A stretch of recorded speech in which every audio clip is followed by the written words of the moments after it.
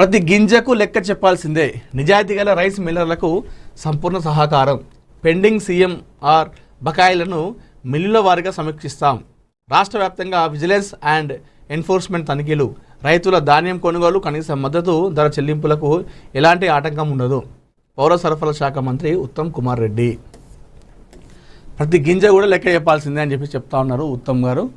రైతుల ప్రయోజనాలను పరిష్కరించడం, ప్రజాధనంతో కొనుగోలు చేసిన ప్రతి ధాన్యం గింజకు లెక్క తేల్చడం, కస్టమ్ మిల్లింగ్ వ్యవస్థలో పూర్తి పారదర్శకతను తీసుకురావడమే తెలంగాణ ప్రభుత్వ ప్రధాన లక్ష్యమని రాష్ట్ర నీటిపారుదల, ఆహార పౌర సరఫరాల శాఖ మంత్రి కెప్టెన్ ఎన్ ఉత్తమ్ కుమార్ రెడ్డి స్పష్టం చేశారు.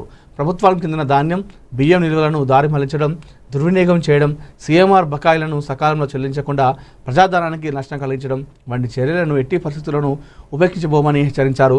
ధాన్యం సేకరణ, నిల్వలు, కస్టమ్ మిల్లింగ్, ప్రభుత్వానికి బియ్యం అప్పగింత, బకాయిల వసూలు, ప్రభుత్వ నిల్వల పరీక్షణతో పాటు డిఫాల్టర్ రైస్ మిల్లులపై తీసుకోవాల్సిన చట్టపరమైన చర్యలపై సోమవారం సాయంత్రం ఉన్నత స్థాయి సమీక్ష సమావేశం నిర్వహించినట్లు ఆయన తెలిపారు. ఈ సమీక్ష సమావేశంలో పౌర సరఫరాల శాఖ అధికారులు పాల్గొన్నారని పేర్కొన్నారు.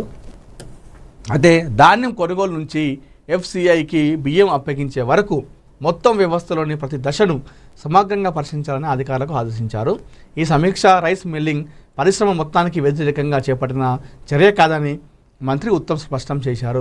తెలంగాణలో వందలాది మంది రైస్ మిల్లర్లు దశాబ్దాలుగా ప్రభుత్వంలో నిజాయితీగా పనిచేస్తూ రాష్ట్ర వ్యవసాయ ఆర్థిక వ్యవస్థకు, ప్రజా పంపిణీ వ్యవస్థకు విశేషంగా సహకరిస్తున్నారని పేర్కొన్నారు. నిబంధనలకు అనుగుణంగా బాధ్యతలు నిర్వహిస్తున్న నిజాయితీ గల మిల్లర్లకు ప్రభుత్వం సంపూర్ణ సహకారం అందిస్తుందని భరోసా ఇచ్చారు. కొంతమంది మిల్లర్లు ప్రభుత్వంపై ఉంచిన నమ్మకాన్ని దుర్వినియోగం చేస్తూ అనేక సంవత్సరాలుగా ప్రభుత్వ ధాన్యం, బియ్యం నిల్వలను దారి మళ్లించడం, నిర్ణీత సమయంలో కస్టమ్ మిల్లింగ్, బియ్యం అప్పగించలేకపోవడం వంటి అక్రమాలకు పాల్పడ్డారని మంత్రి తెలిపారు. ఇటువంటి చర్యలతో రాష్ట్ర ఖజానాకు భారీ నష్టం వాటిల్లిందని, అంతిమంగా ఆ భారం తెలంగాణ ప్రజలపై పడుతుందన్నారు. దేశంలో అత్యధికంగా వరి సాగు, ధాన్యం సేకరణ జరుగుతున్న రాష్ట్రాల్లో తెలంగాణ అగ్రస్థానంలో ఉందని మంత్రి పేర్కొన్నారు. ప్రతి వానాకాలం, యాసంగి సీజన్లో రైతులు దళారుల చేతిలో నష్టపోకుండా కనీస మద్దతు ధర పొందేలా ప్రభుత్వం దేశంలోనే అతిపెద్ద ధాన్యం కొనుగోలు కార్యక్రమాల్లో ఒకదాన్ని నిర్వహిస్తుందన్నారు. రైతులు ప్రభుత్వ కొనుగోలు కేంద్రాలకు తీసుకొచ్చే ధాన్యాన్ని తెలంగాణ రాష్ట్ర పౌర సరఫరా సంస్థ కొనుగోలు చేస్తుందని తెలిపారు. సాధారణంగా 48 గంటల్లోనే ప్రత్యేక నగదు బదిలీ విధానంలో రైతుల బ్యాంక్ ఖాతాల్లో డబ్బులు జమ చేస్తున్నట్లు వివరించారు. ప్రభుత్వ హామీతో బ్యాంకుల నుంచి వేల కోట్ల రూపాయల రుణంగా సమీకరించి ఈ కొనుగోలు ప్రక్రియను నిర్వహిస్తున్నామని చెప్పారు. కొనుగోలు చేసిన ధాన్యాన్ని కస్టమ్ మిల్లింగ్ రైస్ విధానంలో రైస్ మిల్లులకు అప్పగిస్తామని, మిల్లర్లు నిర్ణీత నిష్పత్తిలో ధాన్యాన్ని బియ్యంగా మార్చి తిరిగి ప్రభుత్వానికి అందించాల్సి ఉంటుందని తెలిపారు. ఆ బియ్యాన్ని భారత ఆహార సంస్థకు అప్పగించడంతో పాటు జాతీయ ఆహార భద్రతా చట్టం, ఇతర సంక్షేమ పథకాల క్రింద ప్రజలకు పంపిణీ చేస్తున్నామని వివరించారు. ఈ ప్రక్రియలో ప్రతి సంవత్సరం లక్షలాది మంది రైతులు, వేలాది కొనుగోలు కేంద్రాలు, లక్షల మెట్రిక్ టన్నుల ధాన్యం భాగస్వాములు అవుతున్నాయని చెప్పారు. సో అల్టిమేట్గా మొత్తానికైతే ఆయన ఆ శాఖ మంత్రి కాబట్టి ఆ శాఖలో ఎలాంటి తప్పు జరగకుండా, ఎలాంటి అవకతవకలు జరగకుండా చూస్తూ ఉన్నారు. సో ప్రతి గింజ కూడా లెక్క చెప్పాల్సిందని చెప్పి చెప్తా ఉన్నారు. సో అక్కడ రైతులు నష్టపోవద్దు, మధ్య ఉన్నటువంటి వాళ్ళు నష్టపోవద్దు, అక్కడ కొనుగోలు కేంద్రాలు కూడా నష్టపోవద్దు. సో అందరూ కూడా సమన్వయం చేసుకొని ముందుకెళ్ళాలి. ఏదైతే ఆ శాఖ ఉందో ఆ శాఖకు సంబంధించినటువంటి దానిలో ఒక విప్లవాత్మక మార్పులు తీసుకోవాలని చెప్పేసి అడుగులు వేస్తూ ఉన్నారు మన ఉత్తమ్ కుమార్ రెడ్డి గారు.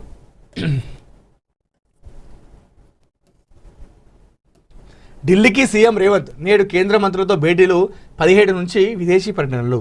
జనగలానికి జయకొట్టిన సర్కార్, ప్రజాపాలనలో సరికొత్త విప్లవం, ఇక మీ ఊరిలోనే ప్రజావాణి అని చెప్పేసి మనం చూస్తూ ఉన్నాం. సామాజిక సేవలో ముందుంటూ ఆదిలాబాద్ అభివృద్ధికై పరితాపిస్తున్న మా అభిమాన నేత, నిత్యాన్న దాత, Adilabad Congress party assembly in-charge Kandi Srinivasa Reddy గారికి హ్యాపీ బర్త్డే కేఎస్ఆర్ అని చెప్పేసి ఇక్కడ మనం చూస్తున్నాం. Adilabad Congress party assembly in-charge Kandi Srinivasa Reddy గారి బర్త్డే ఈరోజు. ఎందుకంటే ఆయన వేలాది మందికి ఆయన ప్రతిరోజు కూడా నిత్య అన్నదానం చేస్తూ ఉన్నారు.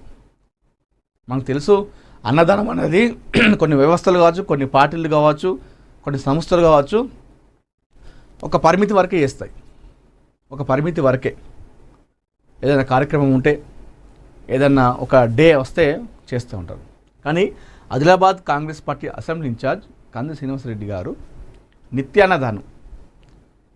నిత్యాన్నదానం ఆదిలాబాద్లో ప్రతిరోజు కొన్ని వందల మందికి ఈ అన్నదానాన్ని చేస్తూ ఉంటారు. ప్రతిరోజు ఇది ఎవరితోనూ కూడా కాదు, నిత్య అన్నదానం అంటే ఎవరితోనూ కూడా కాదు. అంటే అర్థం చేసుకొని ఆయనకు ప్రజలన్న ఆ ప్రజల కష్టాలు తెలిసినోడు, ఆ ప్రజల ఆ కష్టాలన్నీ కూడా ఆయనకు తెలుసు కాబట్టే ఆ రకంగా ఆయన ఆ చదువుకొని చిన్న స్థాయి నుంచి అంత పెద్ద స్థాయికి వెళ్ళి అమెరికాలో అక్కడ చదువుకొని అంత పెద్ద జాబ్ చేసి ఇప్పుడు ఎన్నో లక్షల మంది కడుపు నింపుతూ ఉన్నారు. 365 days అన్నదానం జరుగుతుంది ఆదిలాబాద్లో. అది కంది శ్రీనివాసరెడ్డి గారి ఆధ్వర్యంలో. ఇలాంటి కార్యక్రమాలు నాకు తెలిసి ఎవరు కూడా చేపట్టరు కూడా. కొన్ని సంస్థలు వ్యవస్థలు ఉంటాయి, అది కొన్ని రోజుల వరకే చేస్తారు, దూకుంటారు. ఈ రాజకీయాల పార్టీలు అంటారా, ఆ పార్టీలో ఒక మహానేతన వాళ్ళ బర్త్డే అయితే ఆ బర్త్డే సందర్భంగా చేస్తారు. అక్కడ వెళ్ళి ఫ్రూట్స్ పంచడము, అన్నదానం చేయడం, వృద్ధాశ్రమంలో కావచ్చు, ఈ బాలుల పాఠశాల ఉంటాయి కదా, అక్కడ గురుకుల పాఠశాల, అట్లా అక్కడ మనం అయిపోతుంది. కానీ Adilabad Congress party assembly in-charge Kandi Srinivasa Reddy గారి ఆధ్వర్యంలో ఆదిలాబాదులో కొన్ని సంవత్సరాలుగా, అది ఇప్పుడు కాదు, కొన్ని సంవత్సరాలుగా ప్రతిరోజు కూడా నిత్యాన్నదానం జరుగుతూ ఉంది. అంటే అర్థం చేసుకోండి, ఆయన ప్రత్యక్షంగా పరోక్షంగా ఎంత సేవ చేస్తున్నాడు, ఎంతమంది ఆకలి తీరుస్తున్నాడు అనేది మనం అర్థం చేసుకోవచ్చు. సో మొన్న ఎలక్షన్లో అక్కడ రాజకీయాల ఆ విషయంలో ఆయన అంటే ప్రజాసేవ చేసిండు చాలా వరకు,